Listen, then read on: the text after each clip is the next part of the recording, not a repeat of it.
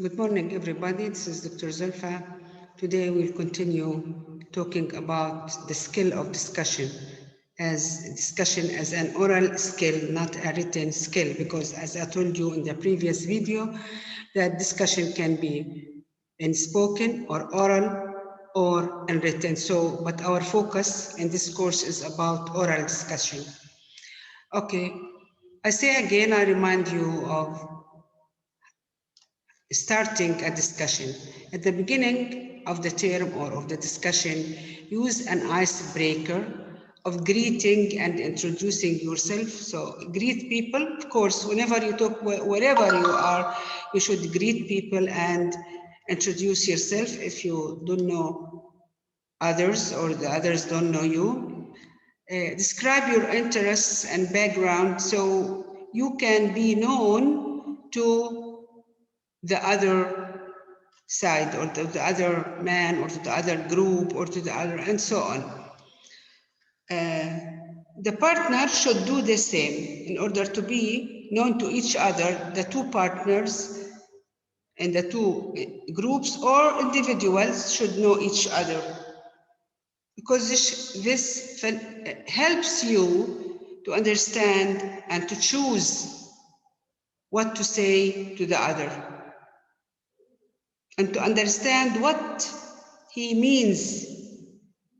When you know who's he and what is his or her background, his profession, the way his interests, all of this facilitates your understanding of the other.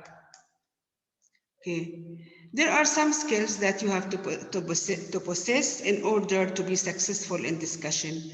First of all, you have to be keen at presenting ideas and asking opinions. Here are some expressions that you can use. Okay, presenting ideas. Don't impose your idea. Don't say, this is right, this is my idea, and this is right, and no, never say that. You say, I think, or in my opinion, I believe that, in my humble opinion, and so on. So you don't impose what you want to say.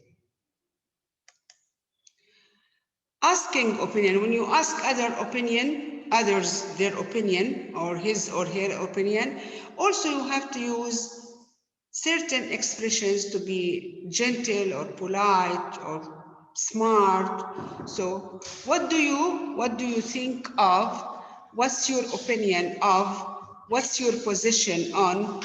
I'd like to hear your view on.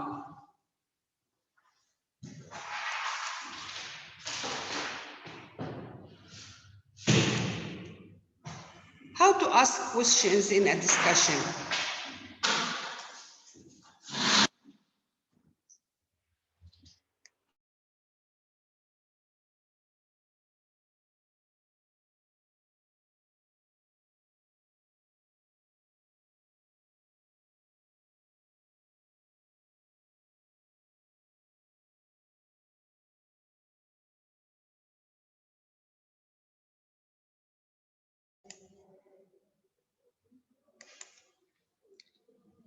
How to ask the questions in a discussion.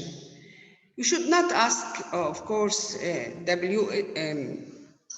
multiple choice or fill in the gaps, or of course not. You should ask open-ended questions.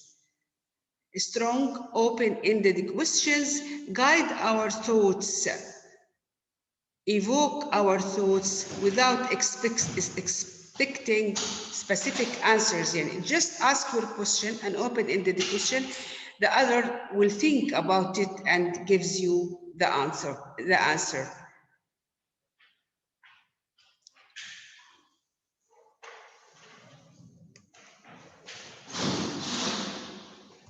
Okay.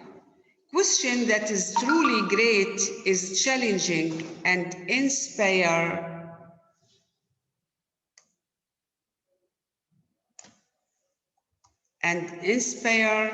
listeners or students to think critically and respond with well thought out answers. Good questions makes others think well and give you good answers.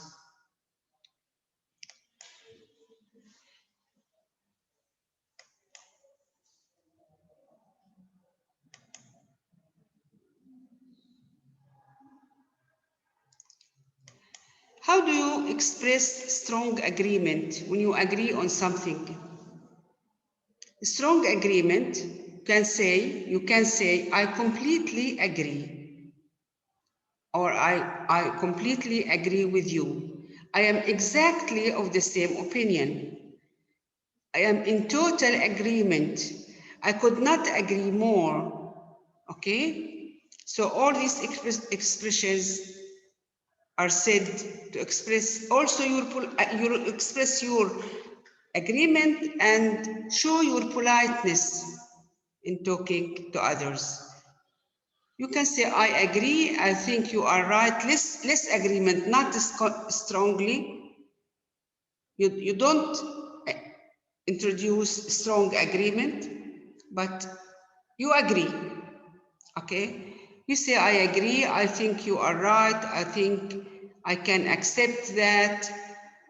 In a case of partial agreement, you say, I agree on the condition, I agree, but.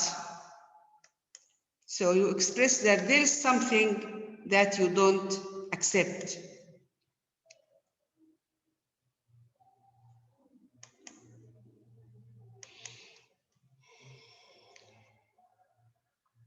When you express disagreement, what do you say?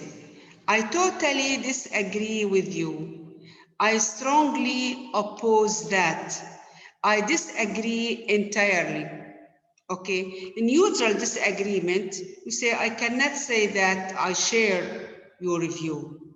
And I'm not with you, half-half. I am totally convinced.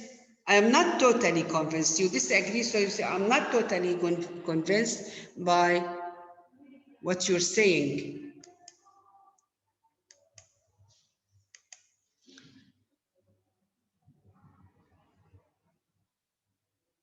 Tactful disagreement, yani not very strong disagreement. You say, I get your opinion, Mr. John, for example, but have you considered so and so?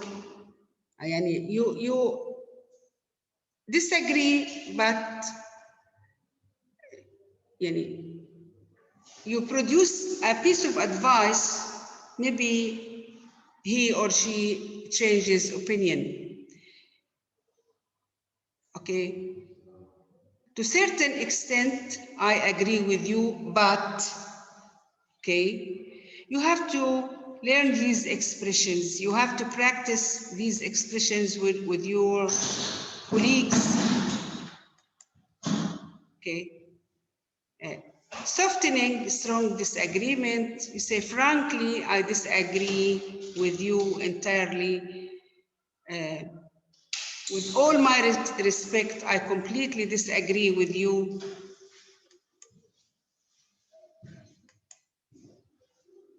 To interrupt someone, actually you shouldn't interrupt, but if we have to interrupt, we have to interrupt politely. What do you say in this case? May I interrupt you for a moment? Sorry to interrupt you, but I don't want to interrupt you, but.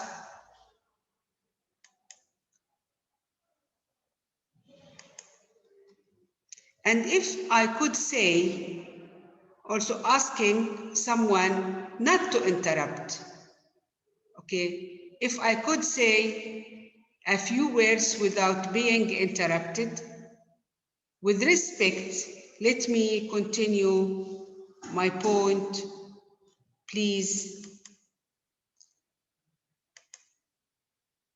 Part 3, asking or dealing with questions, clarifying, checking comprehension, suggestion, responding to solutions. Here is the rest of the expression you can use in a discussion. practice the expressions below. Would you mind telling me? May I ask you about? Would you mind if I asked?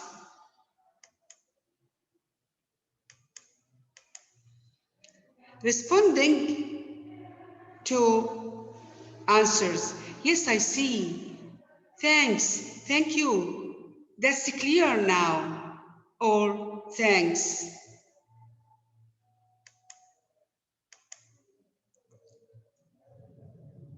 Responding to an answer, clarifying if you want to clarify something. Correct, you say, correct me if I am wrong, but when you say, I don't understand, or do you mean that? Are you saying that? So, all of these expressions are used in discussion. You have to practice them. I don't say memorize them. When you practice them, you will learn them by heart.